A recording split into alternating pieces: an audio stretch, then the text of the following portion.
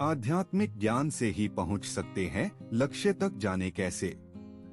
ज्ञान क्या है? ज्ञान है बाहरी विषयों का आत्मसात। यह व्यक्ति को स्थूलता से की ओर ले जाता है, अर्थात जहां इस प्रकार की मानसिकता पाई जाती है उसे ज्ञान कहा जा सकता है, और जहां यह नहीं है वहां ज्ञान नहीं है।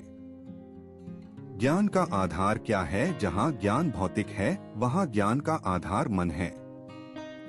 जहां यह संपूर्णतः आध्यात्मिक है वहां उसका आधार आत्मा है। ज्ञान मन को आत्मा के साथ संयुक्त करता है। जो मन को आत्मा के साथ नहीं मिलता है वह ज्ञान नहीं है, बल्कि ज्ञान की भ्रांति है। इसी कारण तथाकथित ज्ञान से मन में अहंकार पैदा होता है। यदि तुम एक अहंकारी व्यक्ति को देखते हो तो तुम्हें अवश्य समझना चाहिए कि इस व्यक्ति को ज्ञान नहीं बल्कि ज्ञान की भ्रांति है। एक बार दो विद्वानों में बहस छिड़ी। पहले ध्वनि पैदा होती है या पहले ताड़ गिरता है? ताड़ का मतलब होता नारियल का पेड़। फिर वाद विवाद महीनों चलता रहा, किंतु किसी निर्णय पर नहीं पहुंचे। तब उन लोगों ने निश्चय किया कि एक रात पेड़ के नीचे बैठकर ही व्यावहारिक रूप से देखा जाए कि पहले ताड़ गिरता है कि पहले ध्वनि होती है। अगली सुबह पाया गया कि माथे पर ताड़ गिरने के कारण दोनों पंडित मरे पड़े हैं। अतः यह तथाकथित ज्ञान बिल्कुल ज्ञान नहीं है, बल्कि ज्ञान की भ्रांति है, जो तुम निश्चय ही अर्जित ही करना नहीं चाहोगे। प्रथम स्तर में मन स्वयं ज्ञान का आधार है।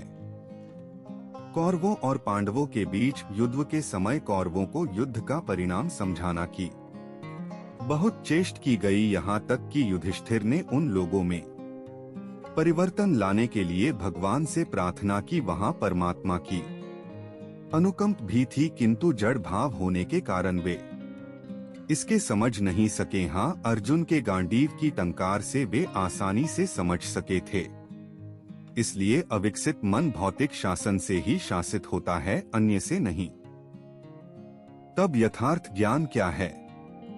यथार्थ ज्ञान उस सत्ता का ज्ञान है जिससे देश काल और व्यक्ति में परिवर्तन से भी उनके कोई परिवर्तन नहीं हो। इस जगत में सभी कुछ सकारण है, अर्थात कार्य कारण का परिणाम होता है और कारण का परिणाम कार्य होता है।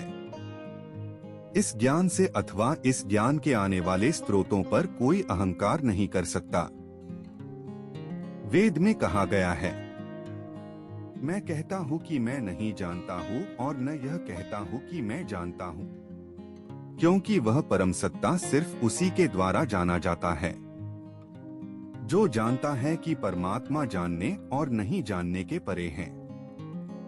जानना एक विशेष मानसिक धारा प्रवाह है, परम सत्ता देश काल और व्यक्ति के परे है। यह अपरिवर्तनीय होने के कारण यदि कोई व्यक्ति आध्यात्मिक मानसिक ज्ञान अर्जित करने की चेष्टा करना है अपेक्षाकृत भौतिक मानसिक ज्ञान के, अर्थात यदि उसके ज्ञान का स्रोत बाह्य भौतिकता नहीं है बल्कि आंतरिक आध्यात्मिक है, तब उस अवस्था में वह ज्ञान यथार्थ ज्ञान होगा। जिस आध्यात्मिक मानसिक ज्ञान का अंतिम बिंदु आध्यात्मिक ज्ञान हो वही एकमात्र ज्ञान है।